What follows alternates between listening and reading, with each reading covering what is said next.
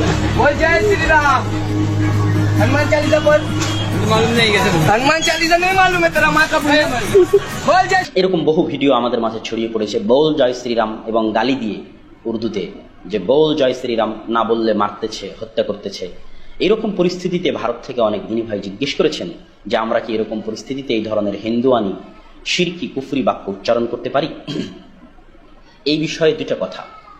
প্রথম কথা হচ্ছে যে এই সমস্ত অত্যাচারের মুখে সর্বোত্তম কাজ হচ্ছে নিহত হয়ে যাওয়া, শহীদ হয়ে যাওয়া। তবুও আল্লাহ সুবহানাহু ওয়া তাআলার শানে, মুহাম্মদ সাল্লাল্লাহু আলাইহি ওয়াসাল্লামের শানে, ইসলামের শানে কোনরূপ বিরূপ মন্তব্য, কুফরি বাক্য, শিরকি বাক্য উচ্চারণ না করা। আর এটাই আমাদের সালাফে সালেহিন এবং আম্বিয়ায়ে কেরামের মূলনীতি ছিল। ইব্রাহিম আলাইহিস সালাতু ওয়াস সালাম আগুনে ঝাঁপ দিয়েছেন কিন্তু শিরককে স্বীকৃতি দেননি।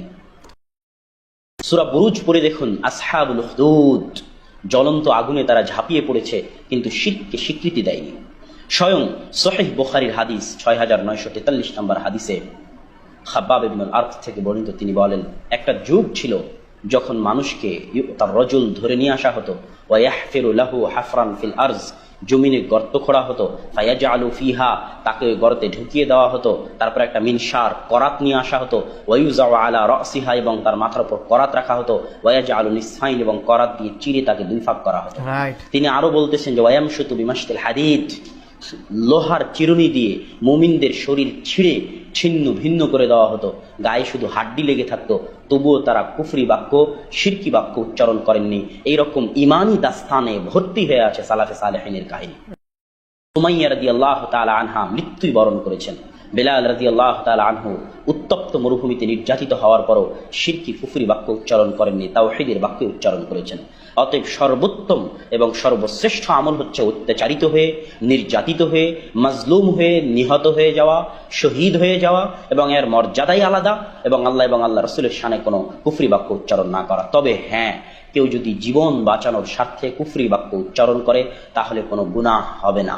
দলিল সূরা নাহলের 106 নম্বর আয়াত, যেখানে আম্মার বিন ইয়াসির রাদিয়াল্লাহু তাআলা আনহুকে কাফেররা যখন তাকে হত্যা করতে যাচ্ছিল, যতক্ষণ না সে আল্লাহ রাসূলকে কিছু গালি দেয় এবং তাদের দেবতাকে ভালো না বলে, তখন আম্মার বিন ইয়াসির রাদিয়াল্লাহু তাআলা এটা করে বসেন এবং আল্লাহ রাসূলকে এসে জিজ্ঞেস করেন যে আমার কি হবে।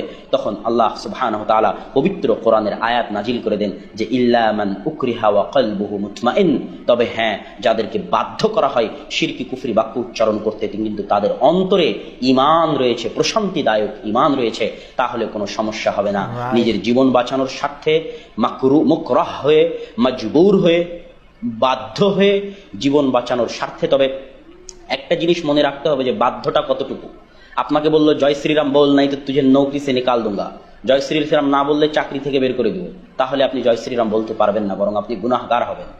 কুফরি বাক্য উচ্চারণ করার কারণে গুনাহগার বা কাফেরও হয়ে যেতে পারে। আপনাকে হয়তো বললো যে জয় শ্রীরাম বল, নাই তো তুঝে ইহা জানে নাহি দুঙ্গা, নাই তো তুঝে ঘর সে নিকাল দুঙ্গা, বাড়ি থেকে বের করে দেবো, গ্রাম থেকে বের করে দেবো, তখনও পারবেন না।